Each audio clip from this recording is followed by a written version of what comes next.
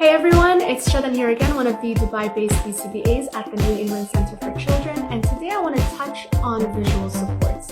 Now, you might already be familiar with some of the strategies we use in order to make our clients more successful in their day-to-day life.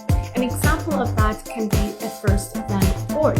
A first-then board can really help explain to the individual what they need to do in order to gain access to something that they really want. So for example, if they really want to go and play outside and you want them to put their shoes on, a first-then visual support board can really help translate this abstract vocal instruction into something more visual, making it a little bit easier for them to understand. So by placing, for example, a picture of shoes being put on, followed by a picture of the playground, and if you pair that with a very simple verbal or vocal instruction of first shoes, then play, the child is more likely to be successful in understanding what it is that you are expecting them to do in order for them to go and get access to something that they truly want.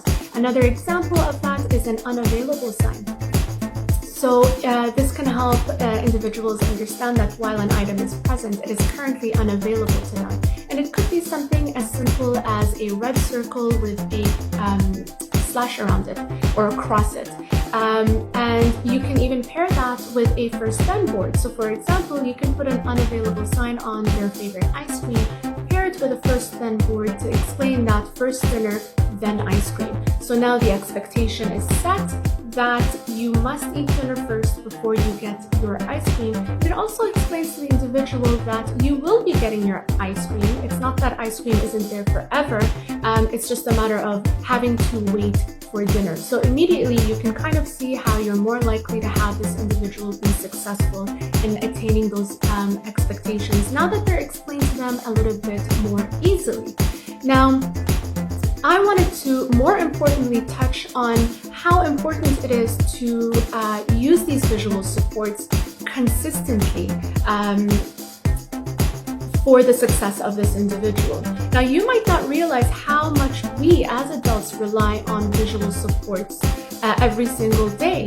I wake up in the morning and the first thing I do is I look at my schedule. Now imagine if my schedule just happened to be there for the first half of the morning but not the second half, or for one day but not the next.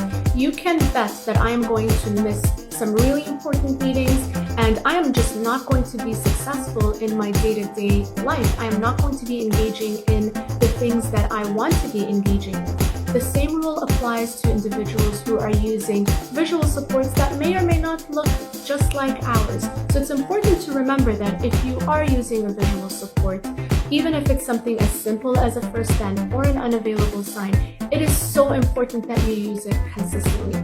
If you're finding that it's difficult to do that, talk to your BCBA and explain to them that you are finding it difficult to maintain consistency in implementing this strategy. And they can help find simpler ways in targeting whatever skill it is that you are targeting in a more feasible way for you.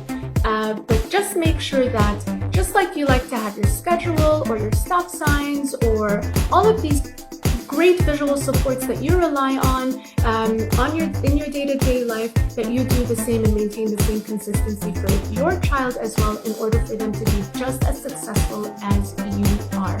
Now, I would love to hear about all the different visual supports that you use for yourself, for your children, what worked, what didn't. I'm sure we could all use a little bit of inspiration. So please write all about it. I would love to read them all.